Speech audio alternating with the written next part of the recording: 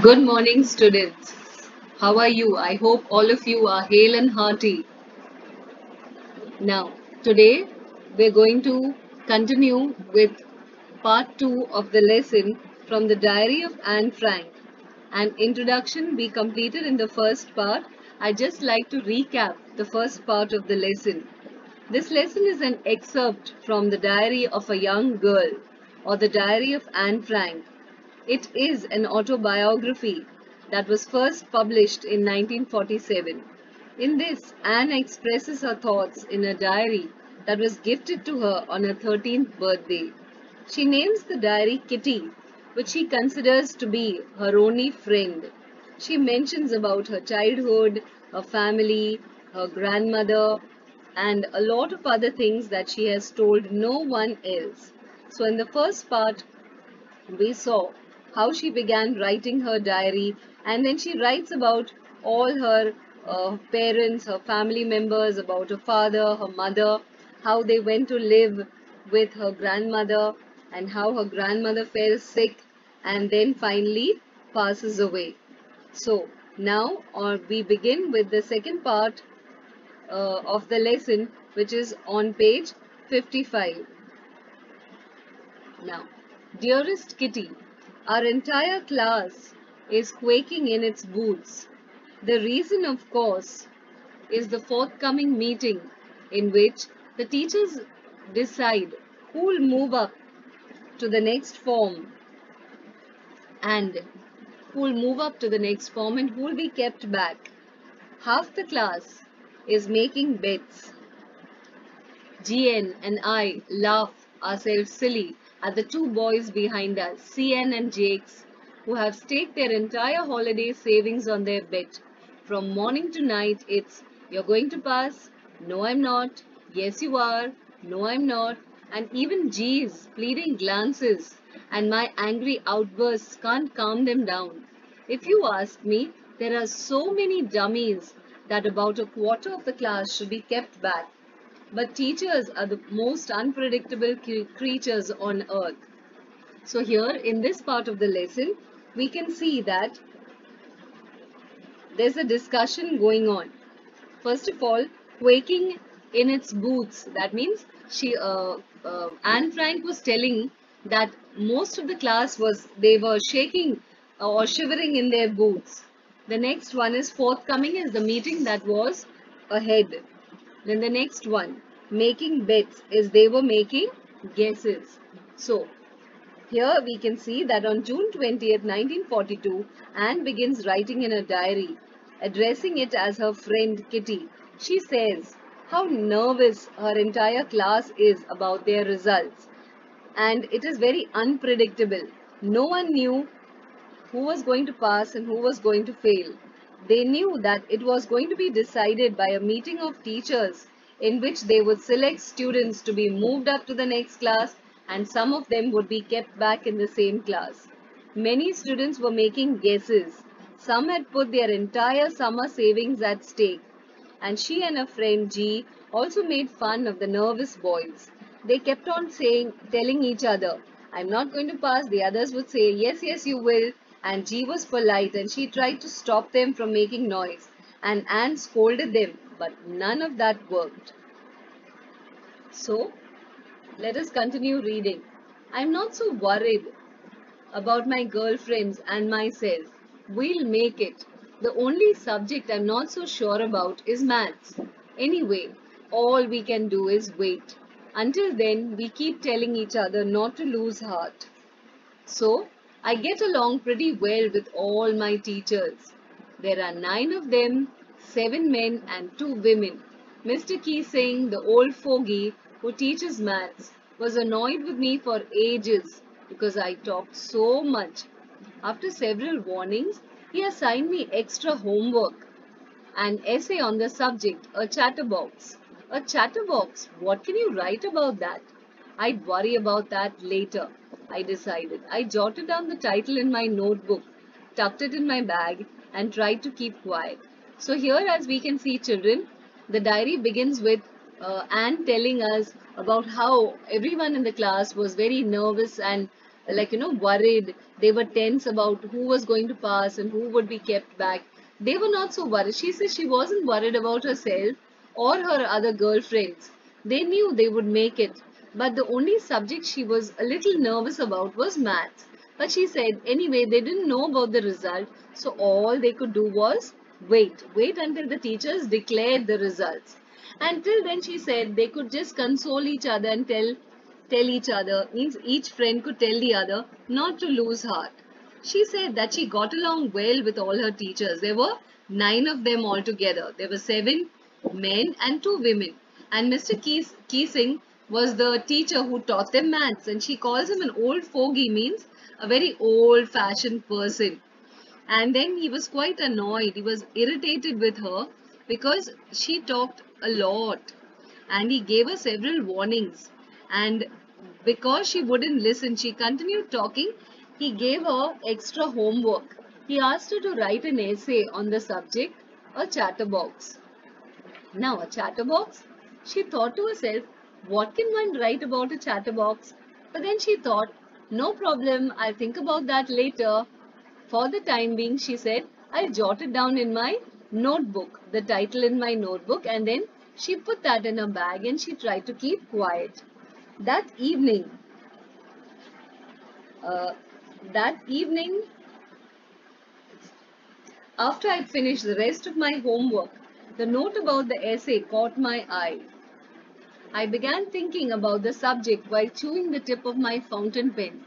Anyone could ramble on and leave big spaces between the words, but the trick was to come up with convincing arguments to prove the necessity of talking. I thought and thought, and suddenly I had an idea. I wrote 3 pages Mr. Keesing had assigned me, and I was satisfied. I argued that talking is a student's trait and that I would do my best to keep it under control.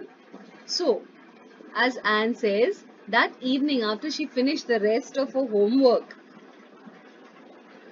she said that then she caught sight of the note. There was that little note that she was just supposed to write the essay. So the moment she saw that, she kept thinking about that topic, chatterbox, chatterbox. What can anyone write about a chatterbox?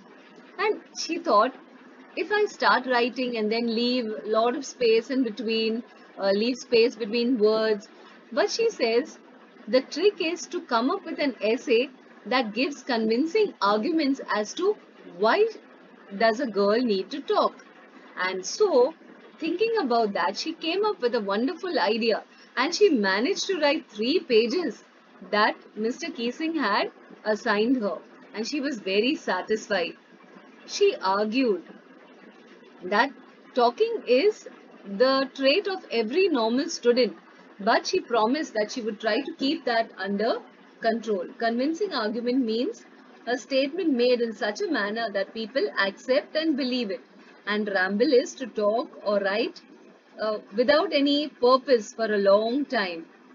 Now let us continue reading on further. But that I would never be able to cure myself of the habit, since my mother talked as much as I did, if not more. And there's not much you can do about inherent traits. So, uh, in the assignment that Mr. Keesing gave Anne, she wrote the 3 pages, but the argument that she put forward was that talking was just a normal thing any student would do. But with her, there was another problem. Not only was she a normal student, but she had this trait running in her family, in her genes. That means her mother also had the same problem, that she loved to talk a lot. And so she says at the end of it that I cannot help but talk. So let us continue to read on further. Mr. Keesing had a good laugh at my arguments. But when I proceeded to talk my way through the next lesson, he assigned me a second essay. This time it was supposed to be on an incorrigible chatterbox. I handed it in, and Mr. Keesing had nothing to complain about for 2 whole lessons. However, during the 3rd lesson, he finally had enough. And Frank, as punishment for talking in class, write an essay entitled Quack Quack Quack, said Mistress Chatterbox. So here, as we can see, after Anne wrote a 3-page essay and handed it in, Mr. Keesing read it and had a good laugh at her arguments. And then, when she continued talking through the next lesson, he gave her a second essay to write, and this time it was supposed to be on an incorrigible chatterbox. That means somebody who cannot be corrected. Usually that's a bad quality. And when she wrote that, she handed it in. And then Mr. Keesing was very happy that she had written her assignment. And so he didn't complain for the next 2 lessons.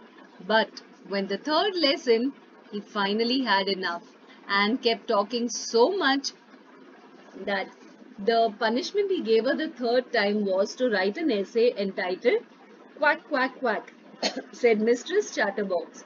And so the class roared with laughter. They really burst out laughing. I had to laugh too, though I'd nearly exhausted my ingenuity on the topic of chatterboxes. It was time to come up with something else, something original. My friend San, who was good at poetry, offered to help me write the essay from beginning to end in verse. And I jumped for joy. Mr. Keesing was trying to play a joke on me with this ridiculous subject, but I'd make sure the joke was on him.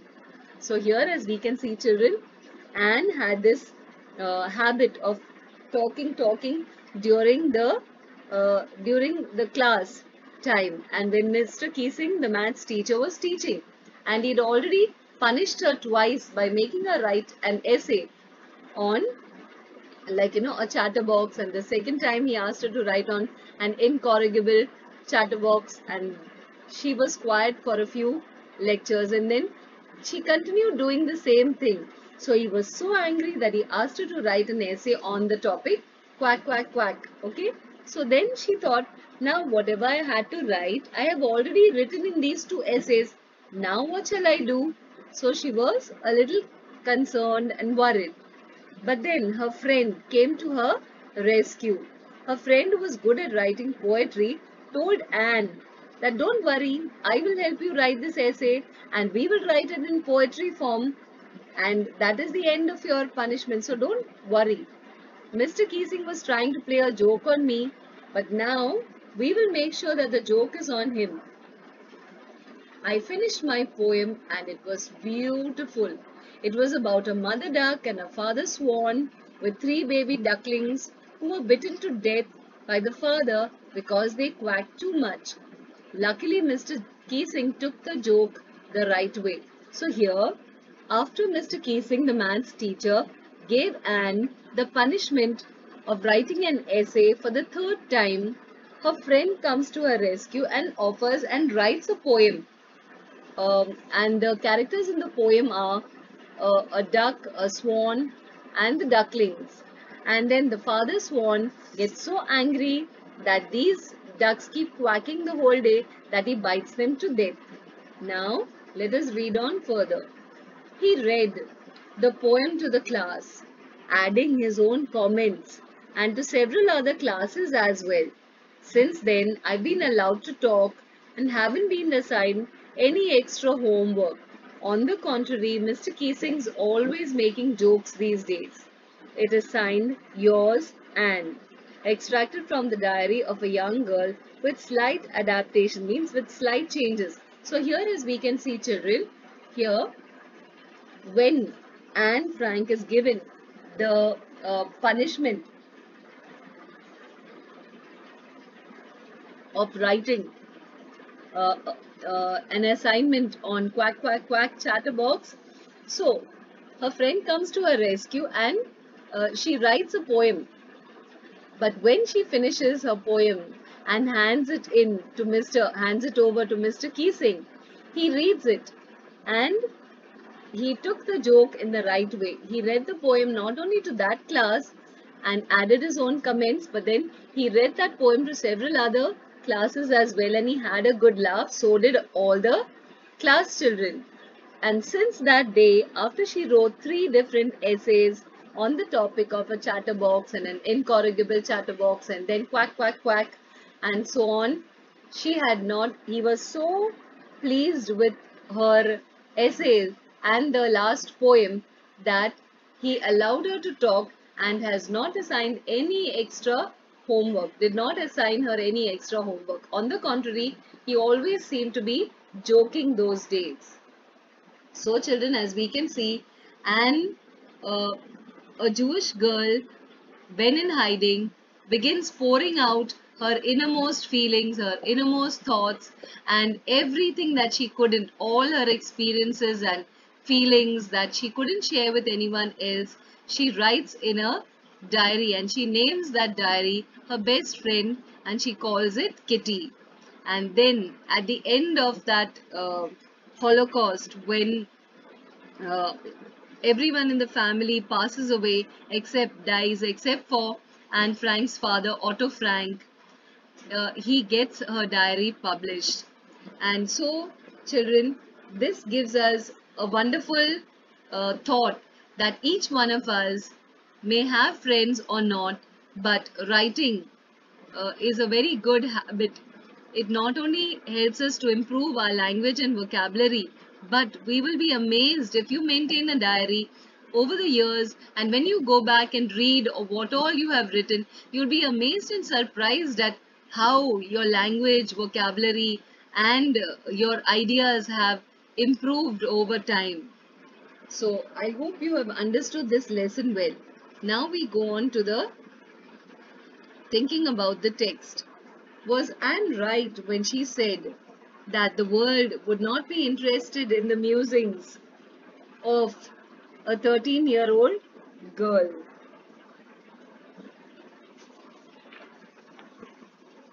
Well, Anne was right.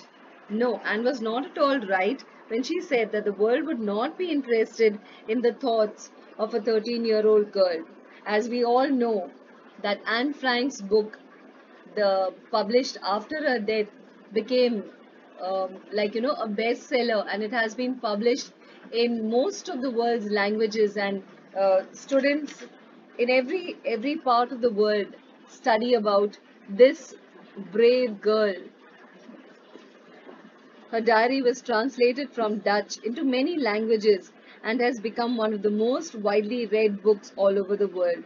There have been several films, television, theatrical productions, and even an opera based on the diary. That means a song show based on the diary. Her diary provides an intimate examination, a very close examination of daily life under the Nazi occupation. She has become one of the most renowned, most famous and discussed of the Holocaust victims. Then, the next question. There are some examples of diary or journal entries in the Before You Read section. Compare these with what Anne writes in her diary. What language was the diary originally written in? In what way is Anne's diary different? Now, the diary was originally written in Dutch, and though her work is written between the ages of 13 to 15, it's described as the work of a very mature and insightful mind. Her diary has many shades of even being a log, a memoir, and a journal. It has been translated into various languages and made into films and television productions. Then, why does Anne need to give a brief sketch about her family? Does she treat Kitty as an insider or as an outsider? So let us see.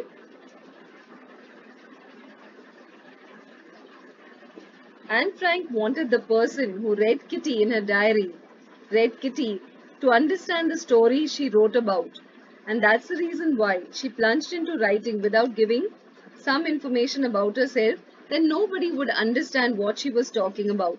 And therefore, to provide us with background information, she liked to build up her story, and for us to connect all the dots. She tells us about her family, about her sister, about her parents, about her grandmother, and that is why we get a better understanding of her situation. So she provides a brief sketch of her life at the beginning. For her, Kitty was not an outsider, but a true friend and an insider. Then the next question, how does Anne feel about her father and her grandmother? Mr. Cuperus, Mrs. Cuperus and Mr. Keesing. What do these tell you about her? First of all, Anne Frank adored her father. She loved him very much. She often thought about her grandmother and she loved her too. Though grandma passed away in 1942, she lit a candle in her remembrance on her birthday. Mr. Cuperus was the headmistress of the Montessori nursery school that Anne went to. In the sixth form, she was Anne's teacher, and at the end of the year, both were in tears when they bid farewell to each other. Mr. Keesing was Anne's maths teacher. He had to punish her because she was very, very talkative. He would give her extra homework to write essays, and she wrote the essays very humorously, not getting angry or annoyed. Finally, he gave in and used to allow her to talk without punishing her. And what does Anne write in her first essay?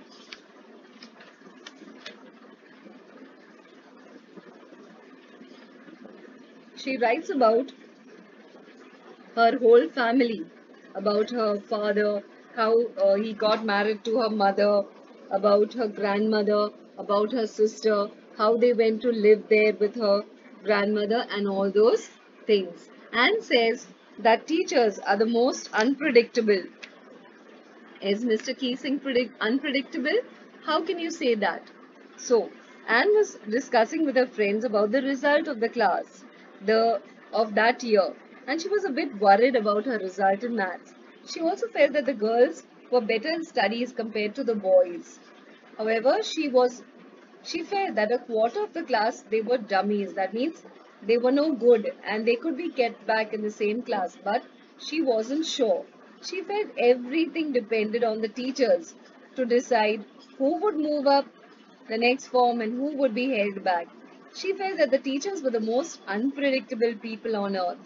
Mr. Keesing was unpredictable because initially, at the very beginning, it seemed that he was bent on punishing her as she was very talkative. He was a math teacher and he gave her punishment of writing essays on a chatterbox, an incorrigible chatterbox. And quack, quack, quack, said Mistress Chatterbox. How can one have material enough to write all essays which mean the same thing? Then, when Anne really wrote the essays differently each time, he enjoyed reading them and even read them for other class children. Then, what do these statements tell you about Anne Frank as a person? The first one, we don't seem to be able to get any closer, and that's the problem. Maybe it's my fault that we don't confide in each other. Anne was very friendly with people, including her family, teachers, her relatives, her school friends, but she was quite reserved and couldn't, bring herself to confide in anyone. The second one, I don't want to jot down the facts in this diary the way most people would. But she said, I want the diary to be my friend. Anne Frank was an avid reader and must have known that people jotted down facts in their diary, but she wanted to be different. Though she had never written anything before, she felt she needed to write her innermost feelings and get a lot of things off her chest and also treat her diary as her friend. Then Margot went to Holland in December and I followed in February when I was plunked down on the table as a birthday present for Margot.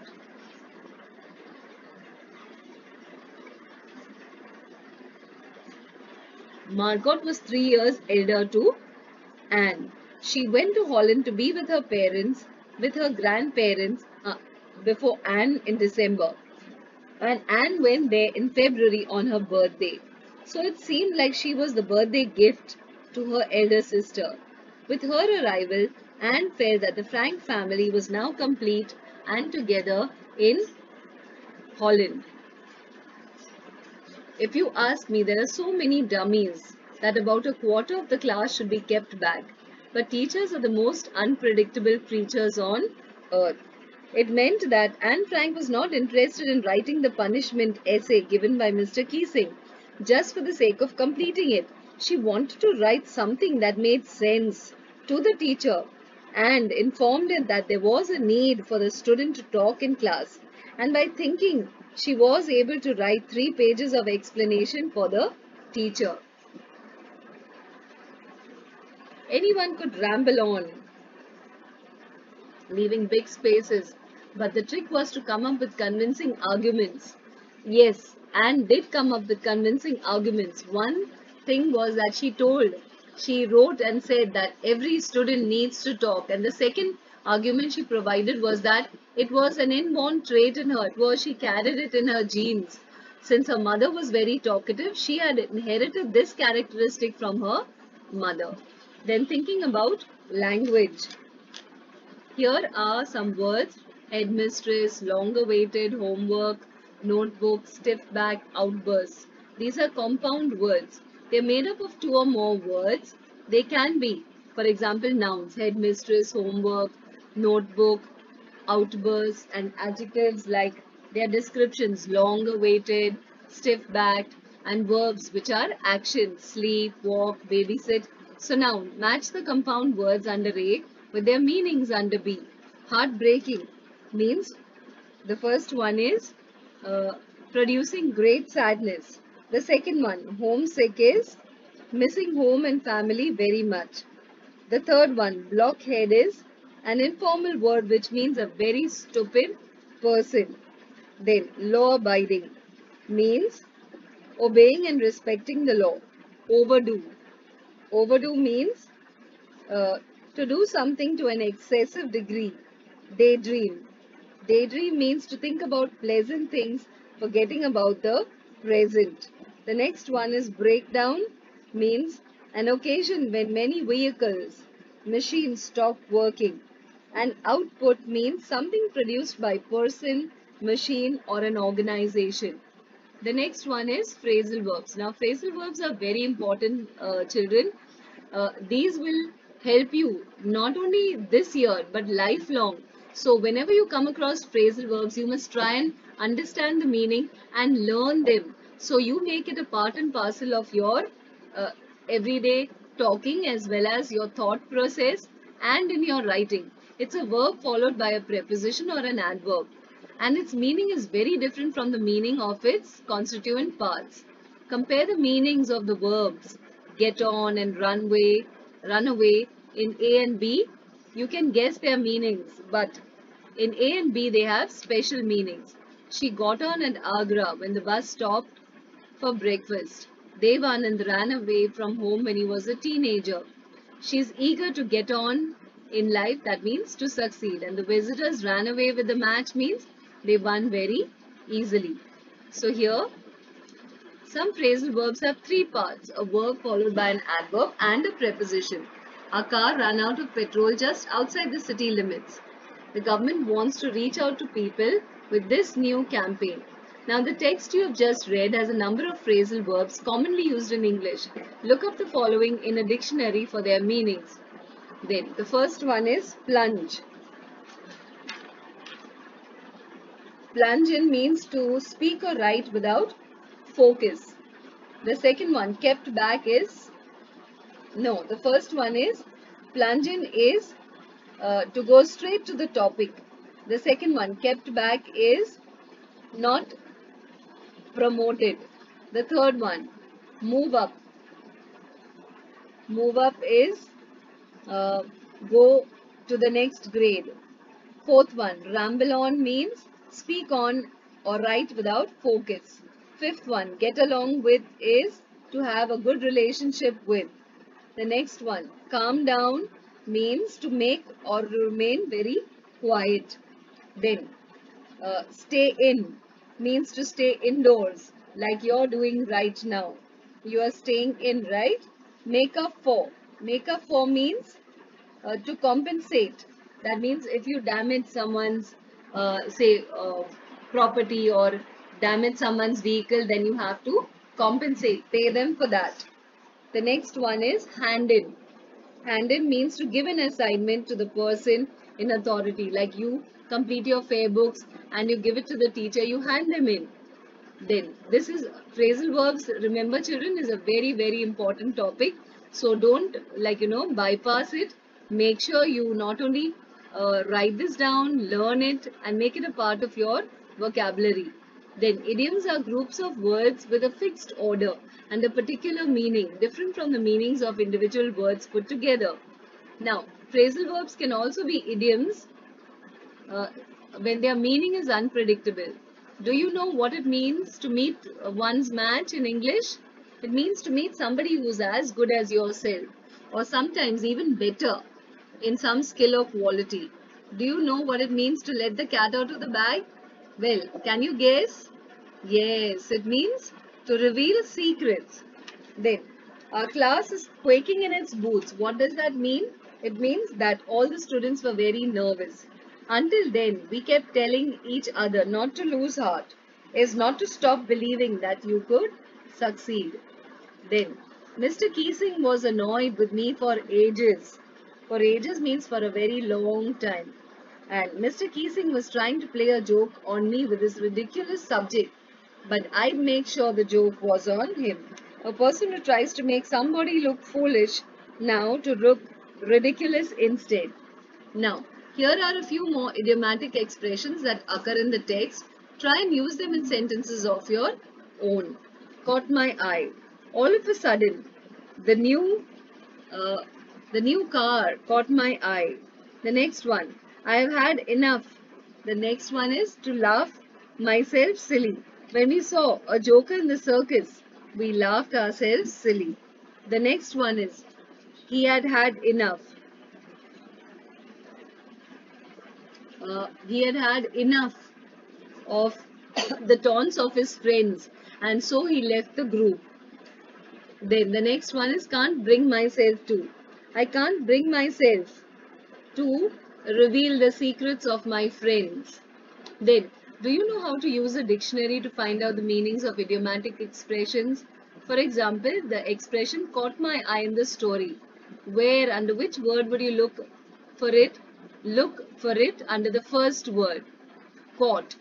But if the first word is a grammatical word like a, the, for, then take the next word. In our example, it's a word caught. But you won't find caught because it's a past tense. So you'll have to look for catch. Then, here's there's this entry for the noun I from the Oxford Advanced Learners Dictionary. Eye is noun. It's a part of a body. Ability to see. The way of seeing. Of a needle. We say the eye of the needle. We threadle the eye of a needle. So idiom be all eyes is to watch something very carefully in front of some.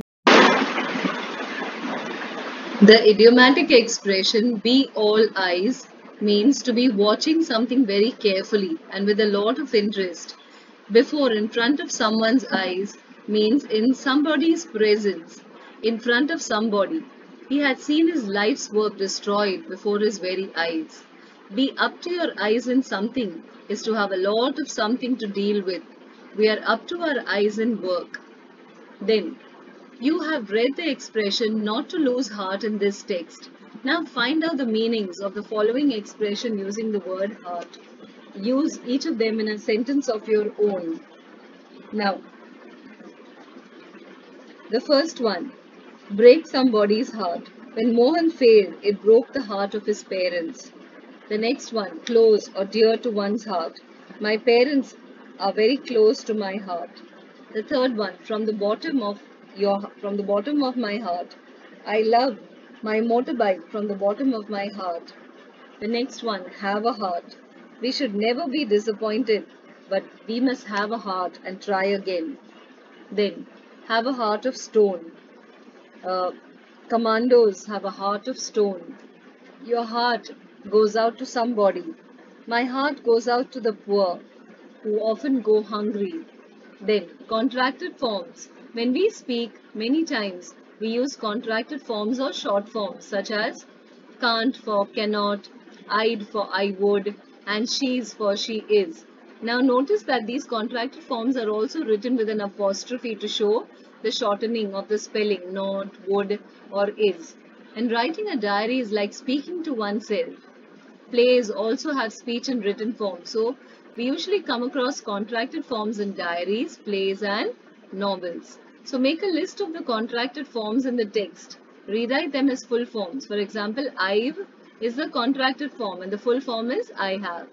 We have seen that some contracted forms can stand for two different full forms. I'd can be I had or I would. Then you try and find in the lesson contracted forms that stand for two different full forms and say what these are. Now, speaking we will do when we meet ahead in future, okay? In during our classes. And writing. Now that you know what a diary is and how to keep one, you could maintain a diary for a week, recording the events that occur every day in the evening, preferably in the evening or in the night. You may share your diary with your class if you wish to. Write the following, use the following hints to write your diary. Though your diary is very private, write as if you were writing for somebody else, someone else. Present your thoughts in a very convincing manner and use words that convey your feelings and words that paint pictures for the reader.